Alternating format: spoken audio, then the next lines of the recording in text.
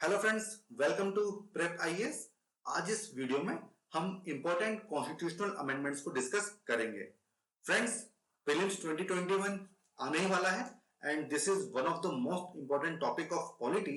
इसलिए इस वीडियो का मकसद यह है कि आपको सारे इंपॉर्टेंट अमेंडमेंट्स एक ही जगह पर and most importantly summarise form में अवेलेबल हो जाएं ताकि आप उसका क्विक रिवीजन कर सकें। तो चलिए शुरुआत करते हैं हमारे आज के इस वीडियो की। फर्स्ट अमेंडमेंट एक्ट 1951, इसमें क्या हुआ? सबसे पहले आर्टिकल 15(4) को ऐड किया गया था, जिसके माध्यम से गवर्नमेंट को इंपावर किया गया कि वो socially and economically backward section के लिए स्पेशल प्रोविजन बना सकती है। उसके बाद आर्टिकल 31A को इंसर्ट किया गया, जिसके माध्यम से एक्विजिशन ऑफ ई स्टेट्स के संबंध में आप कुछ लॉज को सेव कर सकते हैं। देन आर्टिकल 31B के माध्यम से 9th शेड्यूल को ऐड किया गया था। इसके अलावा आर्टिकल 19(2) में रेस्ट्रिक्शन के 3 नए ग्राउंड डाले गए। क्या थे वो ground? Public order, friendly relations and incitement to an offence. इसके अलावा इन रेस्ट्रिक्शंस को रीजनेबल बनाया गया था। देन आर्टिकल 19(6) के माध्यम से स्टेट ट्रेडिंग एंड नेशनलाइजेशन को अलाउ किया गया था। फिफ्थ अमेंडमेंट एक्ट 1955, इसमें क्या किया गया था? इसमें आर्टिकल 3 के प्रोविजन में चेंज किया गया था कि जब प्रेसिडेंट स्टेट लेजिस्लेचर के व्यूज को लेने के लिए बिल भेजेंगे तो उस केस में वो टाइम लिमिट को फिक्स कर सकते हैं। 7th अमेंडमेंट एक्ट ऑफ 1956, इसमें सबसे पहले फर्स्ट शेड्यूल में चेंज किए गए। पहले जो 4 कैटेगरीज थी, part A, part B, C and D, इसको अबोलिश किया गया एंड इसके स्थान पर 14 स्टेट्स एंड 6 यूटी को बनाया गया था। इसके अलावा आर्टिकल 230 के माध्यम से हाई कोर्ट के जुरिडिक्शन को यूटी पे आप एक्सटेंड कर सकते हो। देन आर्टिकल 231, इसके माध्यम से 2 या 2 से ज्यादा स्टेट में कॉमन हाई कोर्ट बनाने का प्रोविजन बनाया गया था। इसके अलावा आर्टिकल 350A एंड 350B को इंसर्ट किया गया। 350A का क्या मतलब था कि प्राइमरी स्टेज पे मदर टंग में इंस्ट्रक्शन दिए जा सकते हैं। वहीं 350B का मकसद यह था कि अब special officer for linguistic minorities की पोस्ट बनाई गई थी। 11th अमेंडमेंट एक्ट 1961, इसमें सबसे पहले आर्टिकल 66 में चेंजेस किए गए थे और वो चेंजेस क्या थे कि अब वाइस प्रेसिडेंट के इलेक्शन के लिए दोनों हाउस की ज्वाइंट मीटिंग नहीं होगी बल्कि एक इलेक्टोरल कॉलेज होगा जिसके माध्यम से चुनाव किए जाएंगे। देन आर्टिकल 71 में क्या चेंजेस किए गए थे? इसमें यह प्रोविजन डाला गया कि अगर इलेक्टोरल कॉलेज में किसी भी तरह की वैकेंसी होती है तो उसको आप उसके आधार पर प्रेसिडेंट या फिर वाइस प्रेसिडेंट के इलेक्शन को आप चैलेंज नहीं कर सकते हो। Then 16th amendment act of 1963, इसमें आर्टिकल 19(2) एंड 3 में चेंजेस किए गए। इसमें फिर से 2 नए ग्राउंड जोड़ दिए गए थे रेस्ट्रिक्शन में। वो क्या थे? Interest of sovereignty and integrity of India. Okay, then 3rd schedule में भी चेंज किया गया। उसमें क्या था कि जितनी भी ओथ्स एंड अफर्मेशन होती है उसमें अब सोवेनिटी एंड इंटीग्रिटी को भी शामिल किया गया था। 18th अमेंडमेंट एक्ट ऑफ 1966, इसके माध्यम से आर्टिकल 3 में चेंजेस किए गए। वो चेंजेस क्या थे कि पार्लियामेंट के पास जो स्टेट बनाने की पावर है उसमें यूटी बनाना भी शामिल होगा। इस चीज को इस प्रोविजन के माध्यम से इंश्योर किया गया था। 24th अमेंडमेंट एक्ट ऑफ 1971, इस एक्ट के माध्यम से आर्टिकल 13 एंड 368 में चेंजेस किए गए थे। ये बहुत इंपॉर्टेंट है। आर्टिकल 13 एंड आर्टिकल 368 में ये चेंजेस किए गए कि पार्लियामेंट कॉन्स्टिट्यूशन के किसी भी पार्ट को इंक्लूडिंग फंडामेंटल राइट्स अमेंड कर सकती है। वहीं आर्टिकल 368 में इस चीज को अमेंड किया गया कि अब संविधान संशोधन बिल पे प्रेसिडेंट को असेंट देना कंपलसरी होगा। Then 25th amendment act of 1971, सबसे पहले आर्टिकल 31 में फंडामेंटल राइट टू प्रॉपर्टी को कर्टेल किया गया था। उसको समाप्त नहीं किया गया था बल्कि उसको कर्टेल किया गया था। वहीं आर्टिकल 31C में चेंजेस किए गए और बताया गया कि अगर 39B और C को इंप्लीमेंट करने के लिए गवर्नमेंट कोई लॉ बनाती है तो उसको आप आर्टिकल 14 एंड 19 के वायलेशन के बेसिस पे चैलेंज नहीं कर सकते हो। Then 42nd amendment act of 1976, इसको मिनी कॉन्स्टिट्यूशन भी बोला जाता है एंड इसको स्वर्ण सिंह कमेटी की रिकमेंडेशन को लागू करने के लिए लाया गया था। इसके माध्यम से पीएमएल में 3 कीवर्ड जोड़े गए थे, socialist secular integrity. Then fundamental duties part 4A को जोड़ा गया था। देन आर्टिकल 74 में चेंजेस किए गए जिसके माध्यम से प्रेसिडेंट अब कैबिनेट की एडवाइस मानने के बाध्य होंगे। इसके अलावा आर्टिकल 323A एंड B को इंसर्ट किया गया था जिसके माध्यम से अब administrative tribunals and tribunals for other matters बनाए जा सकते थे। इसके बाद आर्टिकल 81 एंड 82 में चेंजेस किए गए जिसके माध्यम से सन 2001 तक Lok Sabha and state legislative assemblies की सीट्स को 1971 के सेंसस के आधार पर फ्रीज कर दिया गया था।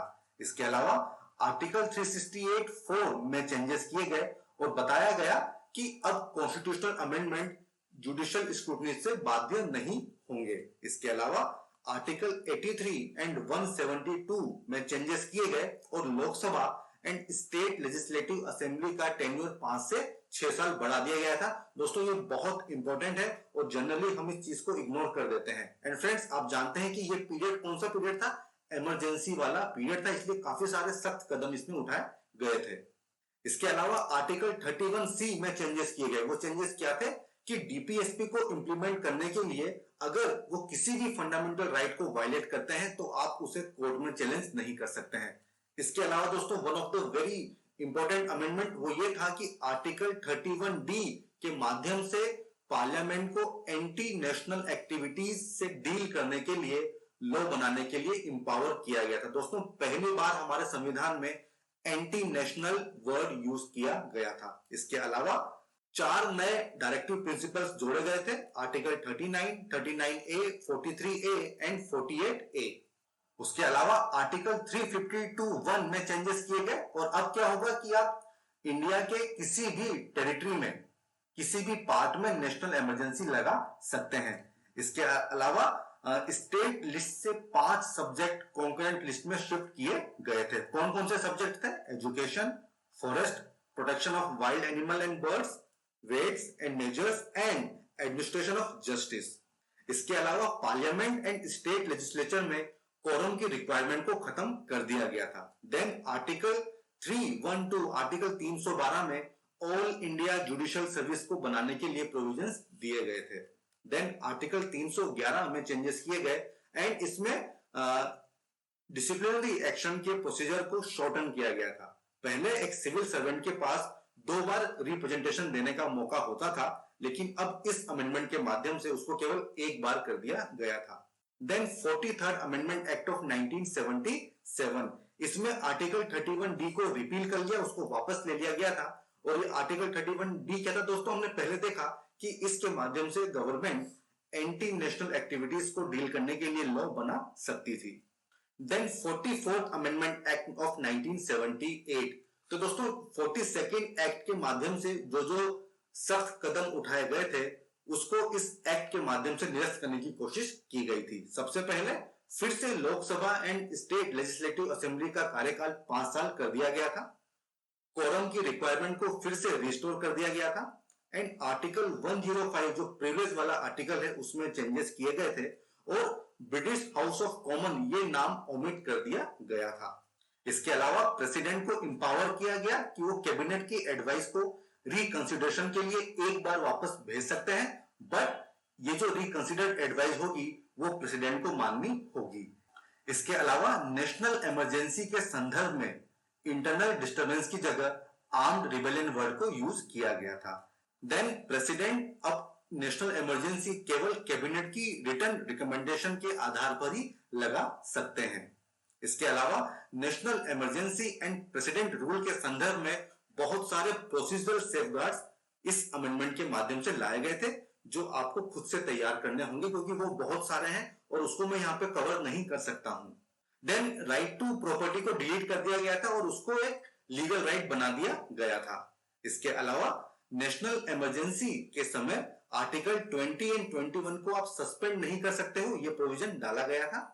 52nd अमेंडमेंट एक्ट 52वां संविधान संशोधन, इसके द्वारा एंटी डिफेक्शन लॉ को लाया गया था। ये बहुत इंपॉर्टेंट है और इसका ईयर है 1985।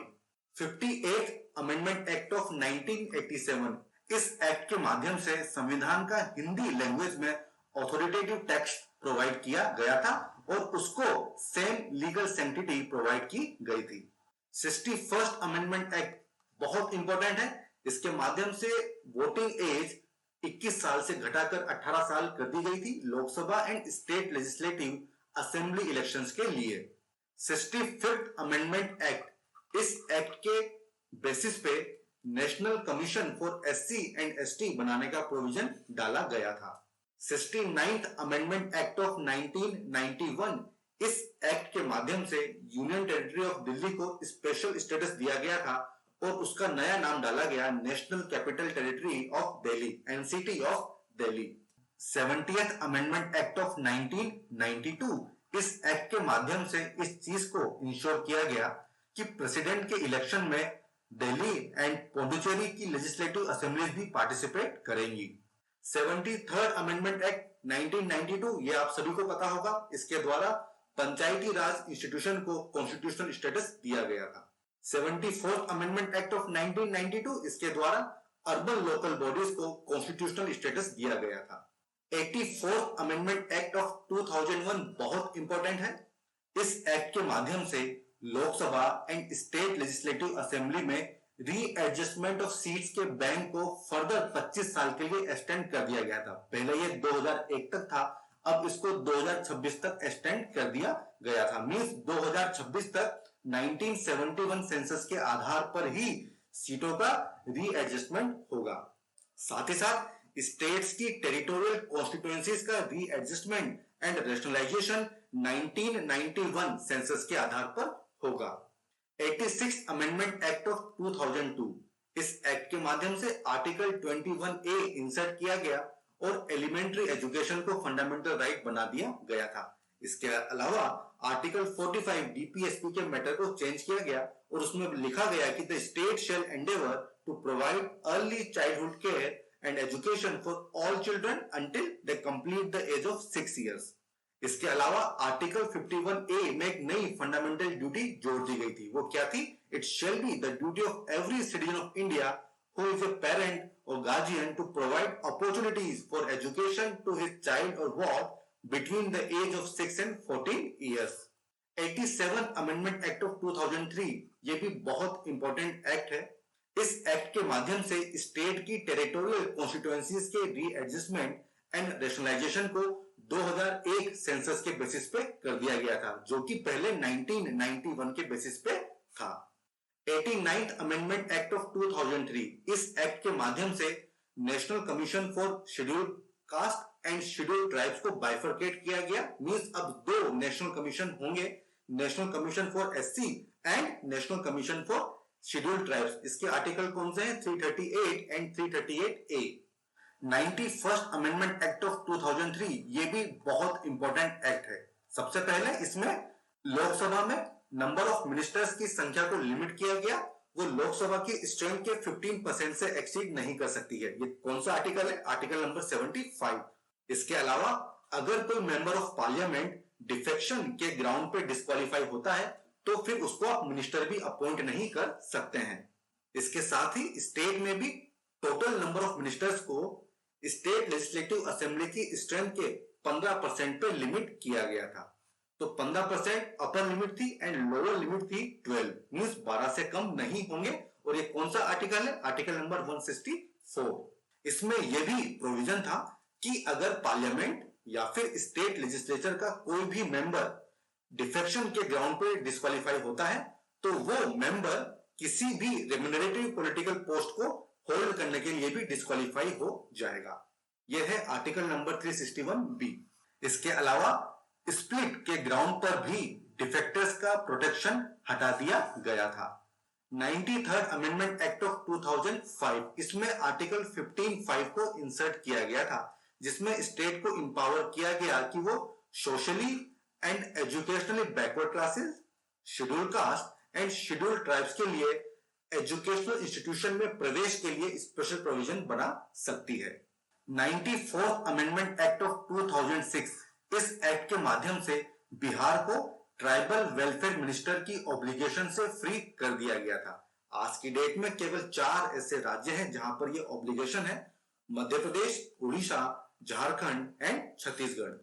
97 अमेंडमेंट एक्ट ऑफ 2011, इस एक्ट के माध्यम से कोऑपरेटिव सोसाइटीज को संवैधानिक दर्जा दिया गया एंड प्रोटेक्शन दिया गया। इसके लिए फंडामेंटल राइट में चेंजेस हुए, डीपीएसपी में चेंजेस हुए एंड संविधान में नया पार्ट जोड़ा गया, part 9B। 99th amendment act of 2014, one of the most important amendment act, इसके माध्यम से कॉलेजियम सिस्टम को रिप्लेस किया गया एनजेएसी से, नेशनल जुडिशियल अपॉइंटमेंट्स कमीशन। हालांकि 2015 में सुप्रीम कोर्ट ने इसको असंवैधानिक बता दिया था। 100 अमेंडमेंट एक्ट ऑफ 2015, इस एक्ट के माध्यम से भारत और बांग्लादेश के बीच में टेरिटरीज का ट्रांसफर फैसिलिटेट किया गया था। Then 101st amendment act of 2016, इस एक्ट के माध्यम से जीएसटी को इंट्रोड्यूस किया गया था। 102nd अमेंडमेंट एक्ट ऑफ 2018, इस एक्ट के माध्यम से national commission for backward classes को संवैधानिक दर्जा दिया गया। इसके साथ ही national commission for scheduled caste को बैकवर्ड क्लास की जिम्मेदारी से मुक्त किया गया था। इसके साथ ही प्रेसिडेंट को एम्पावर किया कि वो socially and educationally backward classes को स्पेसिफाई कर सकते हैं। 103rd अमेंडमेंट एक्ट ऑफ 2019, इस एक्ट के माध्यम से इकोनॉमिकली वीकर सेक्शन के एडवांसमेंट के लिए स्टेट स्पेशल प्रोविजंस बना सकती है। Then 104th amendment act of 2019। Friends, जो अमेंडमेंट एक्ट रिसेंट है उस पर आपको ज्यादा फोकस देना होगा एंड इस एक्ट के माध्यम से Lok Sabha and state legislative assembly में एससी एंड एसटी के रिजर्वेशन को फर्दर 10 साल के लिए एक्सटेंड किया गया था। Then 125th amendment bill 2019। Friends, ये बिल है, ये एक्ट नहीं है, मींस अभी इसको पास नहीं किया गया है और इस बिल के माध्यम से फाइनेंस कमीशन एंड संविधान के 6th शेड्यूल से संबंधित प्रोविजंस को अमेंड किया गया है। आई होप दोस्तों आपको ये वीडियो पसंद आया होगा। आज के इस वीडियो में इतना ही। हम फिर मिलेंगे एक नए वीडियो के साथ, तब तक के लिए गुड बाय।